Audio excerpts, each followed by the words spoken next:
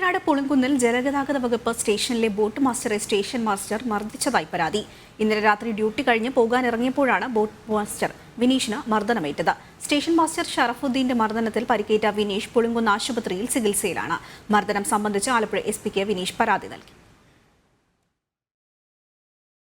Pulinkunnu station master Sharafuddin കൃത്യമായി ജോലിക്ക് ഹാജരാകാത്തത് സംബന്ധിച്ച് ബോട്ട് മാസ്റ്ററായ വിനീഷ് മേലധികാരികൾക്ക് പരാതി അയച്ചതിനെ ചൊല്ലിയായിരുന്നു ഇരുവരും തമ്മിൽ തർക്കം. ഇതിന്റെ പേരിൽ ഇന്നലെ രാവിലെ ഡ്യൂട്ടി കഴിഞ്ഞിറങ്ങുന്ന സമയത്ത് സ്റ്റേഷൻ മാസ്റ്റർ തന്നെ മർദ്ദിച്ചെന്ന് വിനീഷ് പറഞ്ഞു.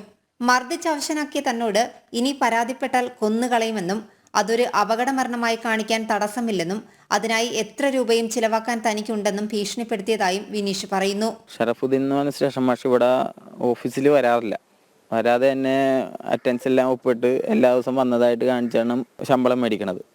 ഇത് ചൂണ്ടിക്കാട്ടിയാണ് ഞാൻ പരാതി കൊടുത്തത്.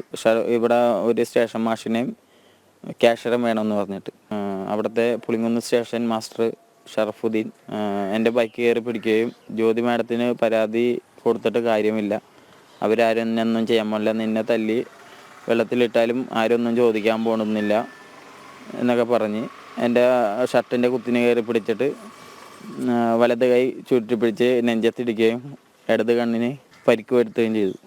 എനിക്ക് നെഞ്ചിൽ വേദന ഉള്ളതുകൊണ്ട് ഞാനിവിടെ പുളിങ്കുന്ന് ഹോസ്പിറ്റലിൽ വന്ന് കാണിച്ച് ഡോക്ടർ അഡ്മിറ്റ് ചെയ്തേക്കണം. എന്നാൽ ഡ്യൂട്ടി സമയത്ത് സഹപ്രവർത്തകനെ മർദ്ദിച്ച സ്റ്റേഷൻ മാസ്റ്ററെ രക്ഷിക്കാനുള്ള നീക്കമാണ് വകുപ്പ് അധികാരികൾ നടത്തുന്നതെന്ന് NGO Sangh Kuttanad branch treasurer കൂടിയായ വിനീഷ് പറയുന്നു. മർദ്ദനമേറ്റ വിനീഷ് പുളിങ്കുന്ന് സർക്കാർ ആശുപത്രിയിൽ ചികിത്സയിലാണ്. ആലപ്പുഴ എസ്.പിക്കും വിനീഷ് പരാതി നൽകിയിട്ടുണ്ട്. ഷറഫുദ്ദീനെ സസ്പെൻഡ് ചെയ്ത ശേഷം അന്വേഷണം നടത്തണമെന്ന് കേരള NGO സംഘ് ആലപ്പുഴ ജില്ലാ പ്രസിഡന്റ് KR വേണു, ജില്ലാ സെക്രട്ടറി ശ്രീജിത്ത് കരുമാടി എന്നിവർ ആവശ്യപ്പെട്ടു. ജനം, ആലപ്പുഴ.